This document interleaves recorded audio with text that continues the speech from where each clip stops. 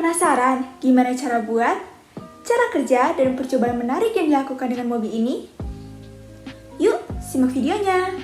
Halo semuanya, perkenalkan namaku Ilona Arditi Danurdara dari SMA Santo Aloysius II Bandung, dan pada kesempatan kali ini aku mengajak kalian semua untuk bersama-sama mengaplikasikan materi usaha dan energi pada percobaan pembuatan Gravity Car.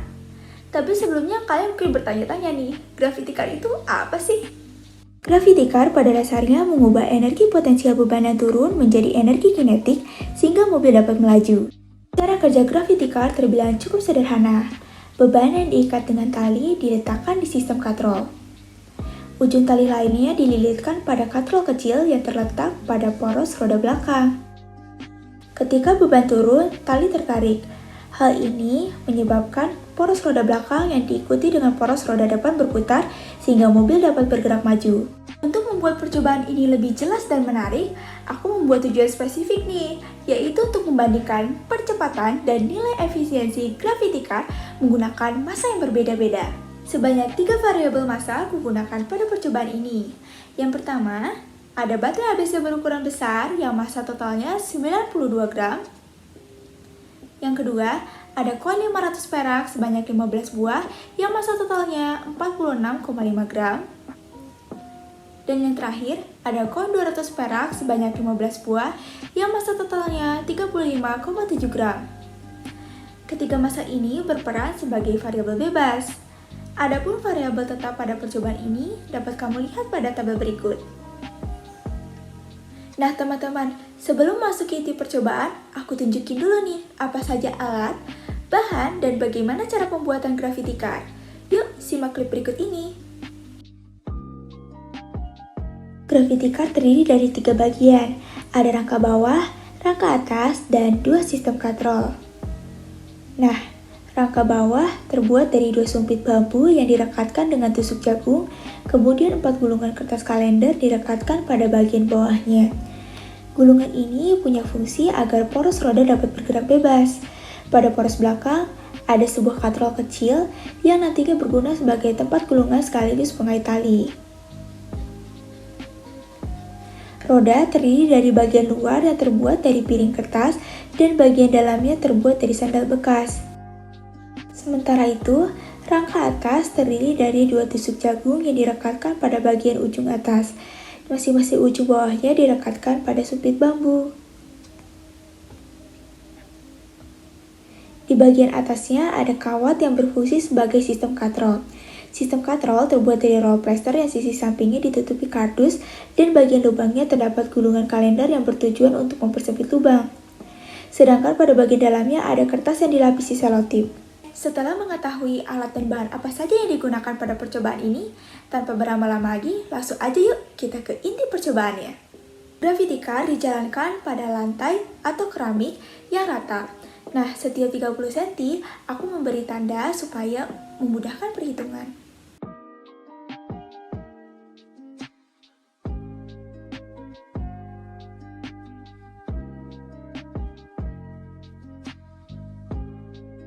Untuk mendapatkan waktu dan jarak yang ditempuh Gravity Car per 30 cm, gunakan aplikasi Avidemux. Hal pertama yang kalian lakukan adalah menentukan waktu mobil bergerak dengan mengklik tanda panah. Catat waktu yang terlampir pada bagian bawah. Lakukan hal yang sama untuk setiap jarak 30 cm. Jangan lupa hitung waktu dan jarak ketika beban jatuh dan waktu dan jarak ketika mobil berhenti. Nah, selanjutnya data waktu dan jarak diolah pada aplikasi Microsoft Excel. Di sini sudah terlampir tabel percobaan pertama dengan massa 92 gram. Waktu pada bagian kiri adalah waktu asli yang berasal dari Avidemux, sementara waktu di bagian tengah sudah dikurangi dengan waktu awal sehingga kita anggap waktu awal adalah 0. Bagian paling kanan adalah jarak per 30 cm. Bagian baris yang kuberi warna kuning ini adalah waktu dan jarak ketika beban jatuh, sementara baris paling bawah adalah waktu dan jarak ketika mobil berhenti. Untuk melakukan perhitungan, kita perlu mencari kecepatan awal, percepatan, dan perlambatannya. Kedua nilai ini dapat dicari lewat persamaan pada grafik jarak terhadap waktu. Caranya, kalian blok pada bagian jarak dari 0 sampai jarak ketika beban jatuh, kemudian kalian cari insert dan pilih scatter plot. Setelah itu, kalian klik kanan dan pilih Select Data. Di sini kita akan membuat grafik percepatan dan perlambatan. Kalian klik Edit dan ubah namanya menjadi percepatan.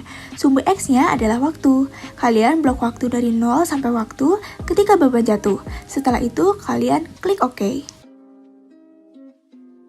Lakukan hal yang sama untuk membuat grafik perlambatan, yaitu klik Add. Ingat, sumbu X adalah waktu dan sumbu Y adalah jaraknya.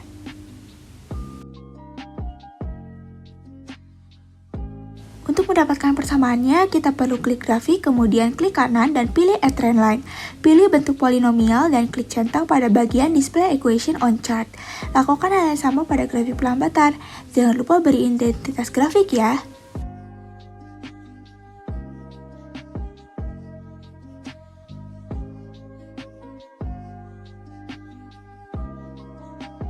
Dari sini, kita sudah mendapatkan grafik dan dua persamaan.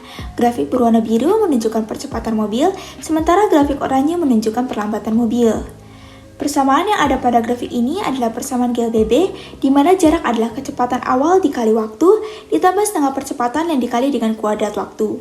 Koefisien X kuadrat mewakili setengah percepatan, sementara koefisien X mewakili kecepatan awal. Percepatan dan perlambatan yang sudah ditemukan itu dapat kita kalikan dengan 2 untuk mendapatkan percepatan dan perlambatan yang sebenarnya. Sehingga hasilnya dapat kamu lihat pada tabel berikut. Untuk kecepatan awal didapatkan dengan menulis kembali koefisien X. Untuk mencari kecepatan akhir digunakan rumus kecepatan awal ditambah dengan percepatan atau perlambatan yang dikali dengan waktu. Waktu yang digunakan adalah waktu ketika beban jatuh, di mana pada tabel aku beri warna kuning terang. Nah, kecepatan maksimum didapatkan dari rata-rata kecepatan akhir.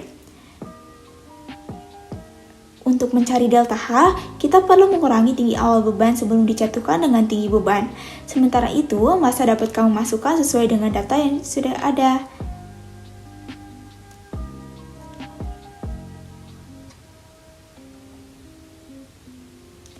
Untuk percepatan gravitasinya, aku gunakan 9,8 meter per second kuadrat. Sementara itu, untuk massa total, kamu hanya perlu menambah massa beban dengan massa mobil. Seperti yang sudah kupaparkan pada tabel, massa mobil adalah 125 gram, sehingga dijumlahkan dengan massa beban dan hasilnya dapat kamu lihat sebagai berikut. Untuk energi potensial, dapat kamu cari dengan massa kali gravitasi kali delta H. Massa yang digunakan hanya massa beban karena yang punya energi potensial hanya beban saja ya. Sementara itu, untuk energi kinetik dicari dengan rumus setengah dikali massa total dikali dengan kecepatan maksimum yang dikuadratkan. Massa total yang digunakan karena benda yang bergerak pada percobaan ini tidak hanya beban saja, namun mobilnya juga. Ini sesuai dengan definisi energi kinetik, di mana energi kinetik adalah energi yang dihasilkan dari benda bergerak. Untuk mendapatkan persentase efisiensi, kamu cukup membagi energi kinetik dengan energi potensial, kemudian dikali dengan 100%.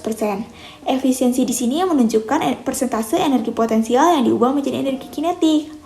Berikut ini adalah rincian dari grafik dan jarak untuk setiap variabel bebas dan percobaannya, serta percepatan dan nilai efisiensinya.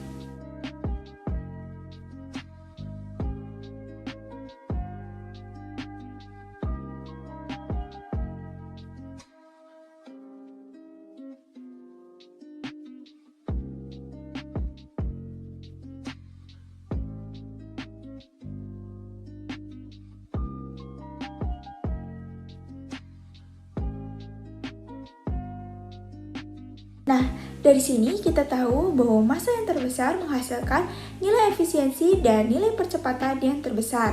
Jadi, semakin besar nilai massa, maka semakin besar juga percepatannya dan nilai efisiensinya. Sekian videoku untuk kali ini. Mohon maaf apabila ada kekurangan pada video ini.